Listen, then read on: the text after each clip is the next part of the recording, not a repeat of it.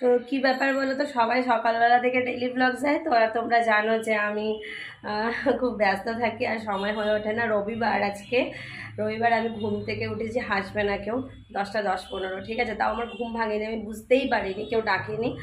সারা সপ্তাহে তো সকালবেলায় উঠতে হয়, মানে কথা জড়িয়ে যাচ্ছে, সকালবেলা উঠতে হয়।